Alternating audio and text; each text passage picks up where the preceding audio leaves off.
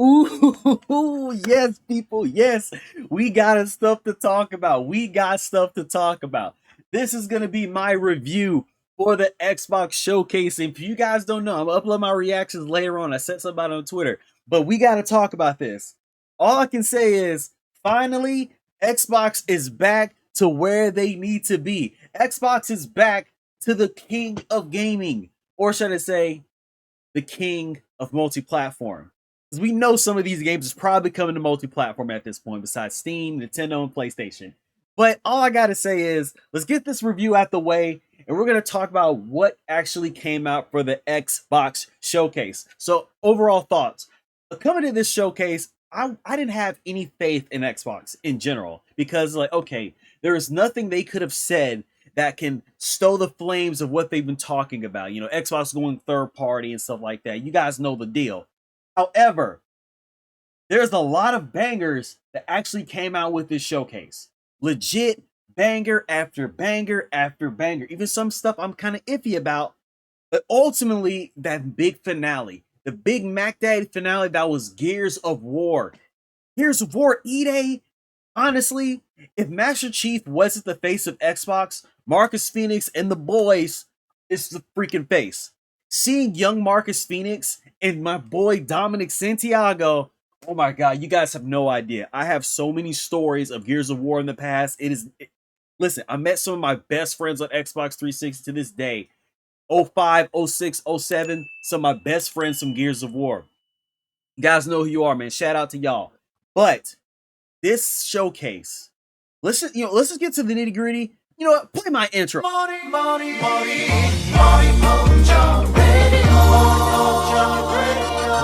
Now, people, let's see what this stuff is for this Xbox Showcase that actually dropped. Here we have it. We're gonna go piece by piece by piece, and we're gonna nail this. You guys can see I'm hyped because I wasn't expecting Xbox to come out with the game. I pretty much said screw Xbox at this point. So let's go down the road. Black Ops 6, I'm gonna have my own standalone video about that. There's a direct going on. We'll actually do a breakdown later on for that. Now, let's keep on going. Indiana Jones. Indiana Jones, The Great Circle. It has the stereotypical Indiana Jones flavor that comes with these games. I'm gonna calm down to gather my thoughts. Indiana Jones is that kind of game. You know, we wanted to see more gameplay. It was more polished up than initially we saw it. It was kind of splotchy in some areas in the original video, but this right here actually gives you that vision. This gives you that follow through that you truly wanted to see. It was pretty solid. I ain't gonna front. That right there was freaking solid for Indiana Jones game. The quips, the scenery, the mimicked Harrison Ford. It was good. I'm not gonna talk about Gears of War just yet. Doom: The Dark Ages. Any game from 2016 to Doom Eternal, anything Doom was off the chain. You saw the big different kinds of weapons. You saw the action. You saw the different hellish. You saw the medieval blade style. You saw all this stuff, man. It was good. Like, it was so freaking good, man. Next, this is gonna be a quick overview. A quick review. I'm not gonna do a breakdown for every single thing. I'm gonna have my own individual videos for it. Now, Avowed. Okay. Avowed looks better. It does look a little bit better than initially showed. There's some things I'm kind of iffy on. I'm going to be playing this Game Pass, or I will buy it probably on Game Pass because they want you to play it on Game Pass, not buy the game. Now, the scenery looks a little bit better. It's a bit more polished. There's certain things that look kind of stiff. I know in my reaction that's going to come out soon, probably today or tomorrow, I said something about, hey, the game kind of looks stiff. We know that they went back in the drawing board to change some of the combat because that was one of the points of contention. It looks a little bit better. Cool, but I'm kind of iffy on certain things. Diablo's not for me, even though I know it's a popular game series. I know it's very popular. I took off points because, hey, I haven't played Diablo yet. I'm not really a Diablo fan. Let's go down. Age of Mythology Retold. Again, not for me. I understand people like these kind of games, Civilization style. Not for me.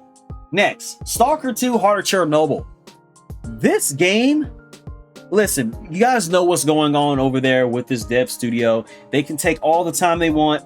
I will 100% be buying this game, 100% buying the game. I want to show my support for this studio because the game looks fantastic. The gameplay, the lighting reminds me of Metro Exodus. The scenery, this Russian kind of stuff, this Ukraine kind of stuff.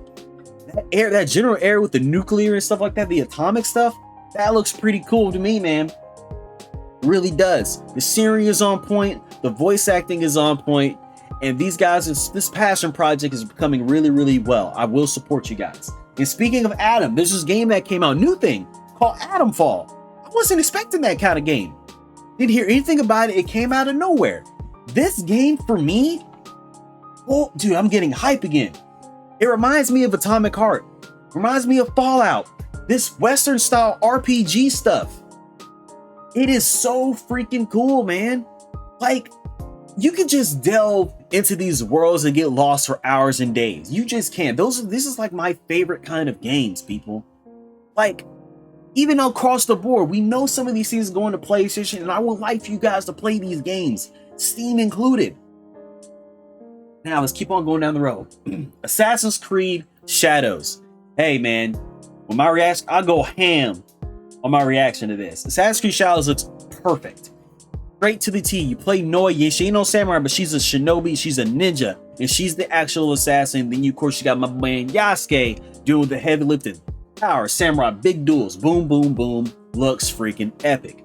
But we gotta see more of this game. The little snippet that they had was freaking cool, but it's a Ubisoft game. Stuff could be changed down the road, but as far as this presentation, looks good. Stay tuned for Ubisoft 4. Dragon Age: The Veilguard. Honestly, I like Dreadwolf better.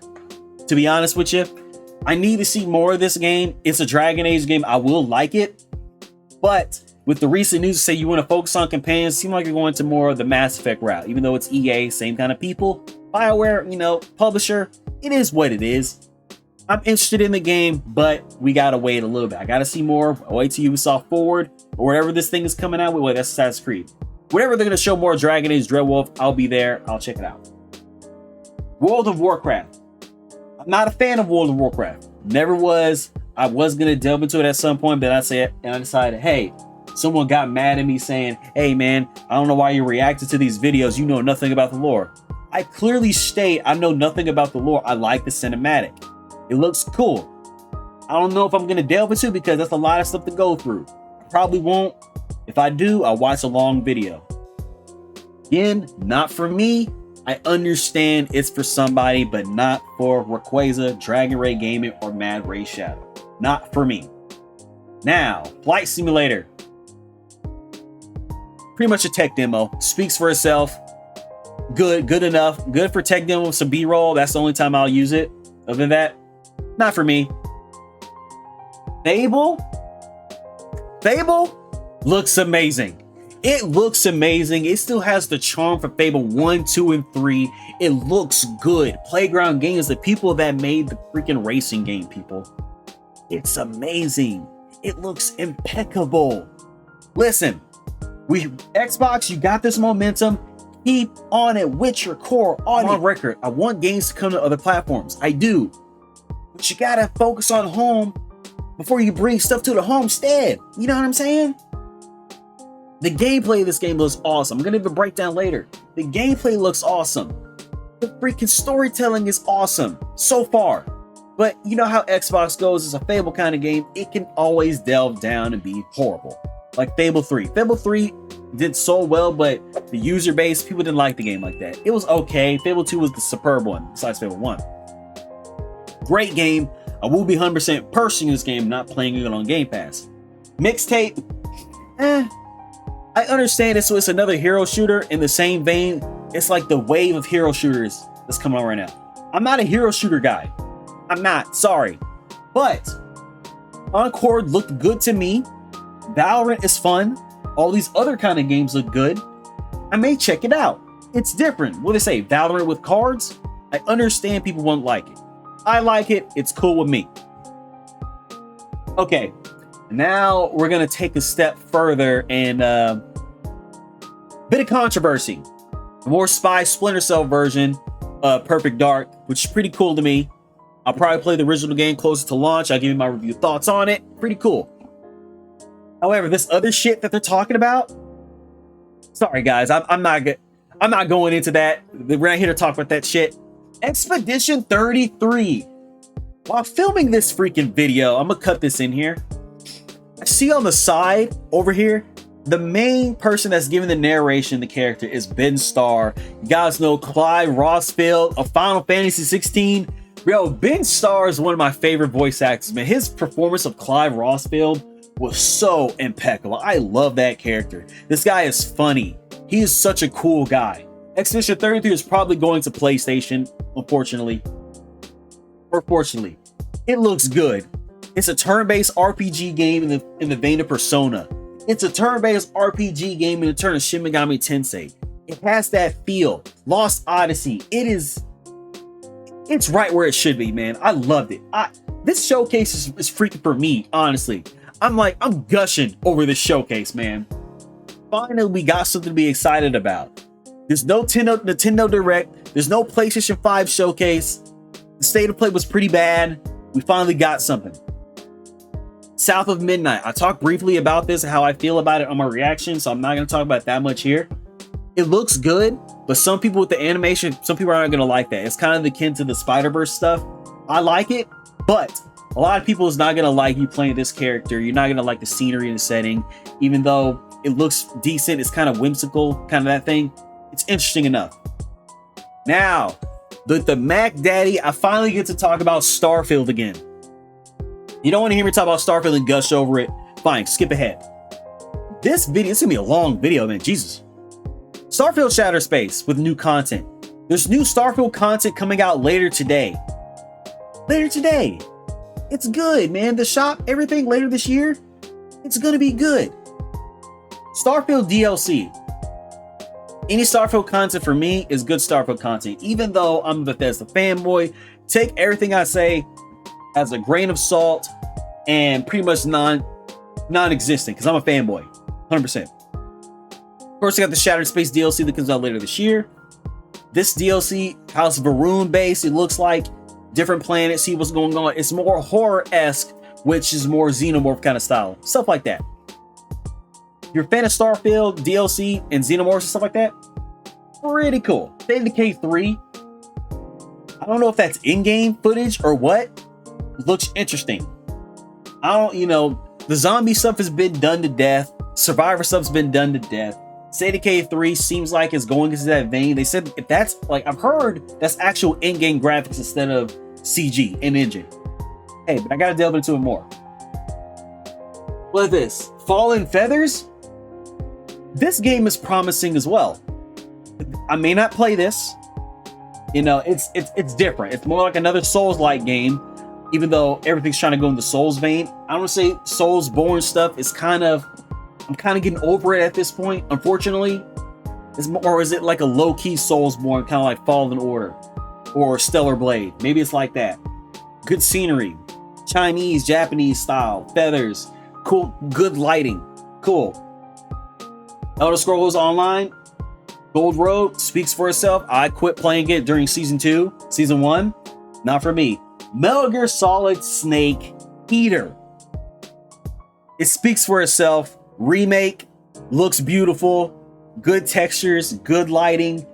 Konami, even though Konami snubbed Kojima, this is pretty much the only Kojima game that I actually like. I'm not really a fan of Metal Gear Solid 1 or 2. I liked Snake Eater, loved it, man. Even though they snubbed them, I give them credit. The game looks good. Fallout 76. I know some people got flown out to play this stuff footage for Fallout 76. Hey, I love Fallout. I never got into Fallout 76, but since it's a Fallout lore style game, I'm here for it. I've been playing some of it earlier on. Hey, I'm here for it. Anything Fallout, good.